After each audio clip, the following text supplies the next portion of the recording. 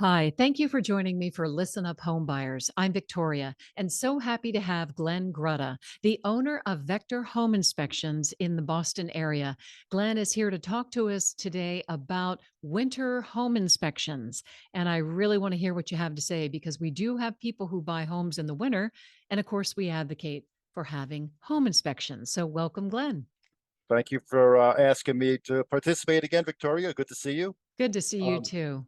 so yeah, I mean, obviously, wintertime presents challenges due to the weather, and the weather changes so quickly from day to day.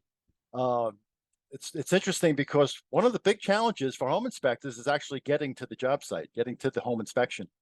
Uh, you plan, 3 or 4 days ahead of time, and the weather can change overnight. Now, when you walk up to a house and there is snow on the ground, tell me how you do the visual inspection that I know you normally would do going around the perimeter of the home. You don't know the lay of the land. Right. If there's enough snow cover, it sort of prevents you from looking at the grading, uh, the snow on the roof.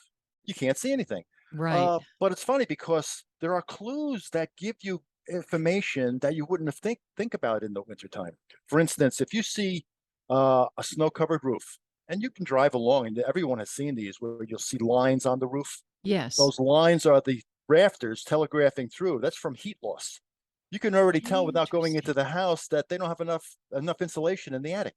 Okay, let me just back that up for a second. So, I have seen what you're talking about. So I'm driving down the road. I see snow covered rooftops. There are some patches and areas where it looks like the snow has melted. Right. And you're telling me that that's a clear indication that they're losing the heat. It's not an energy efficient home. Correct. It's because you'll actually see the lines, which are the roof rafters that's telegraphing Interesting. through. Okay, so the heat is escaping between the rafters through the roof, and Hmm. it's always going to be more noticeable on the northern side of the house where you don't get the sunlight, the sunshine. Okay. So that already tells me that we something to be in mind and keep in the back of my mind about insulation up in the attic. Okay. You walk around the house, you're looking for icicles. Now everyone gets icicles, and believe it or Right. not, everyone gets ice stamps every year. Every house gets ice stamps. Tell me Uh, tell me what yeah. an ice dam is for people who So don't understand what that is. people refer to ice dams as that accumulation of ice and snow at the eaves, right above the gutter line. Hmm. Uh, there's big piles of snow. It tends to melt and accumulate there. And it's something where people associate ice dams with water damage in the house, where actually Hmm. that's not really the whole story. Okay. The ice dams are there, and everyone, whether you get water in your house or not, everyone gets ice dams. And Interesting. it's basically the gutters freezing up with the water. So now you have, when the snow and ice melts on the roof, there's nowhere for that water to go. Okay. So it Okay. dams up. Okay. Got it. Now Got it. the problem with that is during the day when it melts, that water still is not draining, but it's sitting as liquid on the roof. And then at night when it refreezes, it backs up under the shingles. Ooh, Ice freezes. When ice freezes or when water freezes, it expands.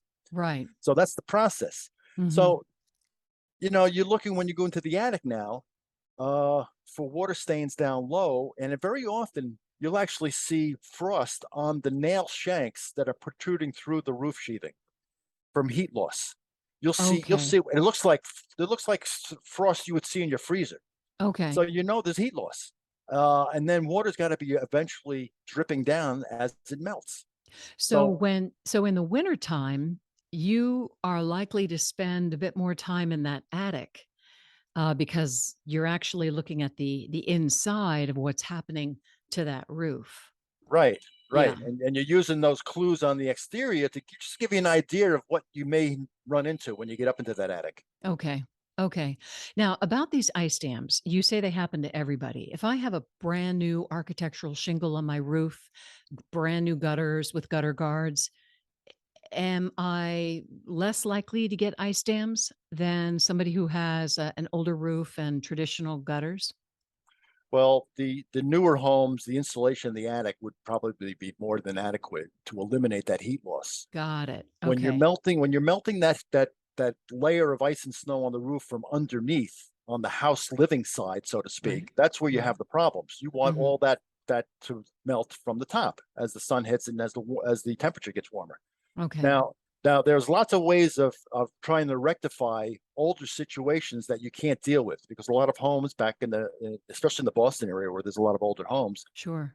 uh, ventilation and insulation wasn't a big priority back in the day, the 30s, 20s, 40s, whatever. Right. So, and you'll see, I don't know if they have them down by you, but up by us, they have heat cables that people put on the roof. Hmm. It's sort of woven up on the bottom three courses of roofing. It's a low voltage heat cable that melts the ice and snow. Cool. I don't think I've seen that here, but that doesn't mean It, they it, don't exist here in the DC area. right. And Yeah. and and the problem with that, believe it or not, is sounds like a great idea. Well, let me melt that ice and snow from underneath because that's where the cables lie, so Hmm. that I don't get that backup.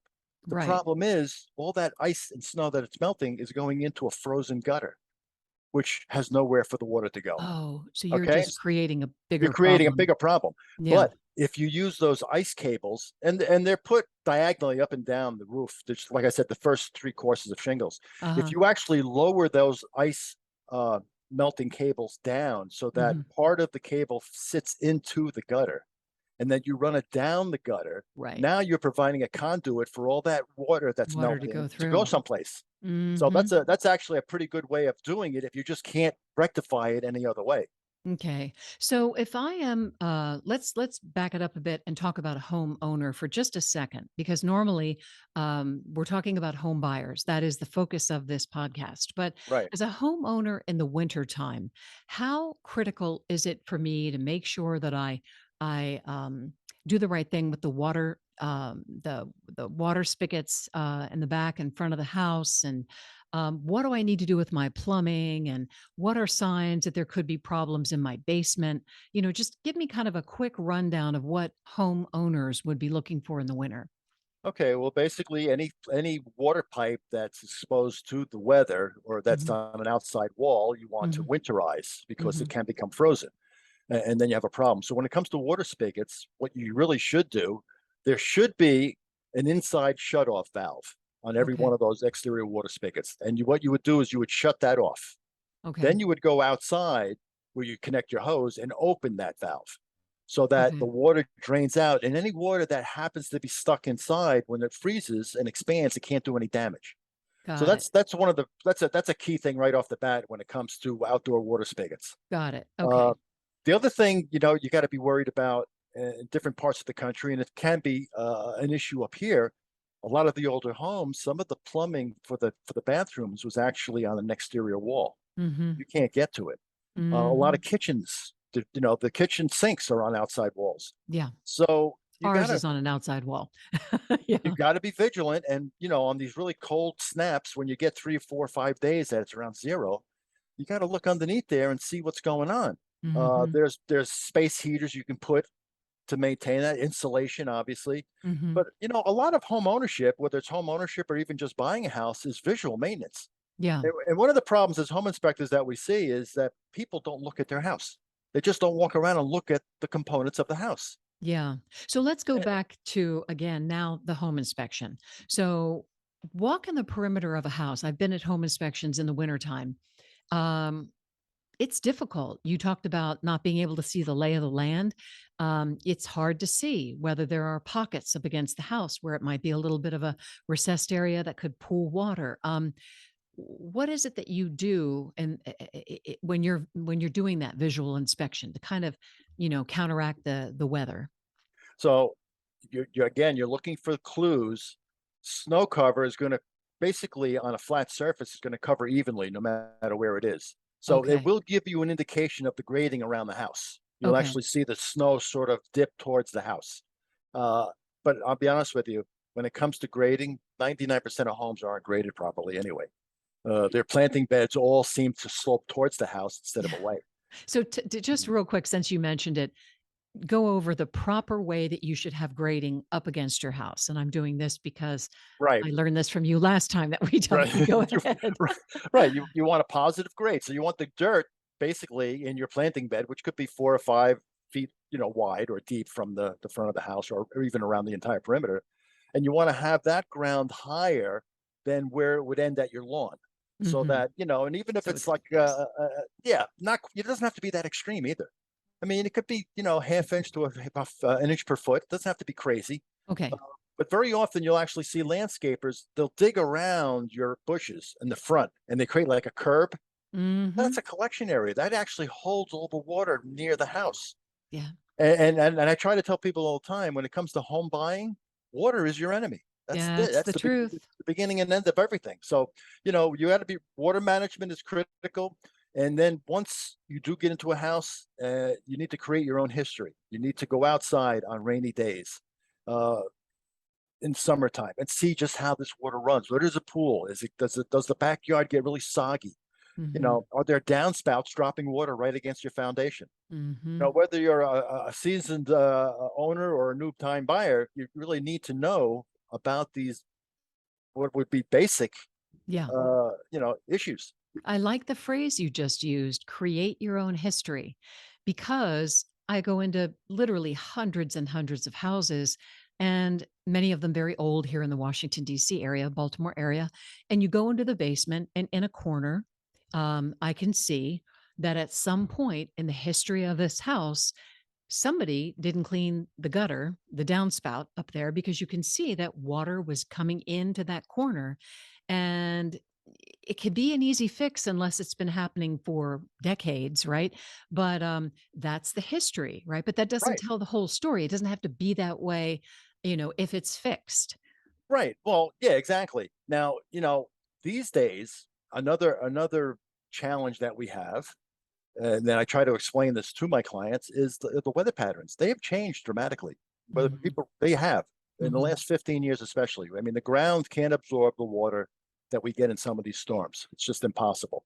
So people that have never had problems, they're starting to have problems. That's where it becomes you have to be vigilant and like I said earlier, create your own history regarding that house because no matter whose house you buy, that is creating your history of that particular house as long as you've owned it. Especially, it's funny because a lot of people will buy a house with these preconceived, perceptions about what they want to do with the house. Mhm. Oh, I have an unfinished basement, so I'm going to finish it right away. No, Mhm. time out. I mean, your ideas will change 5 or 6 times in 6 months, Yeah. based on everyone walks into the house. Well, I want to do this. I want to do that. And I'll always, give them a recommendation to just take a deep breath. And unless you have to fix something to live there, try to live in it for a while Yeah. because you think knocking that wall down is going to make you happy. It may not when in 6 months. Yeah. Yeah. When you find out what's connected to that wall Well, and, yeah, that's you that's a know, different issue. yeah, exactly. That Okay. usually has to do So, with the contractor you're hiring. so anything in particular that you want to add that is specific to doing a winter home inspection?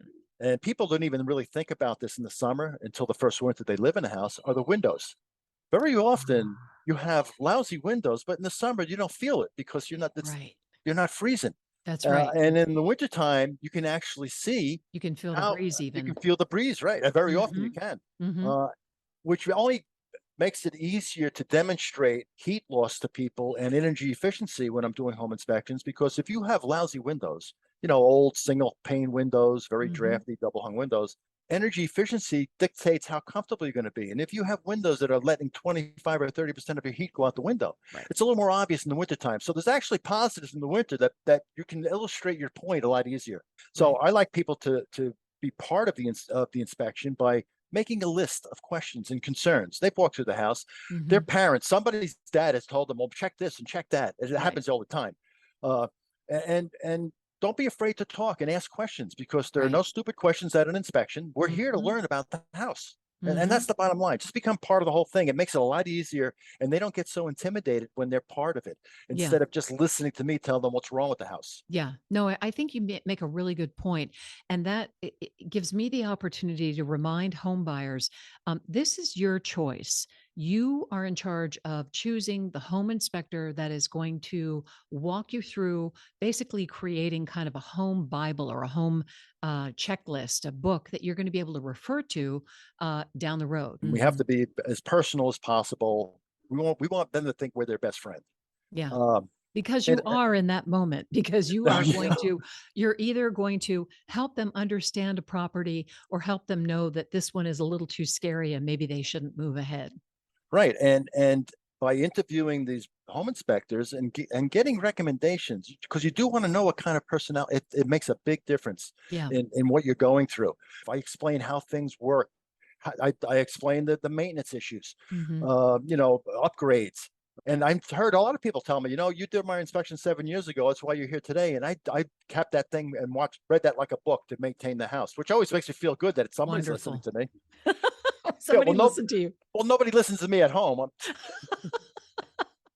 Well, Glenn Grutta, we are so glad, and we're listening to you on Listen Up Home Buyers. So glad to have you here. Glenn Grutta is the owner of Vector Home Inspection in the Boston area. Again, thanks again. It's been a real pleasure. Thank you very much, Victoria. It's always nice to see you.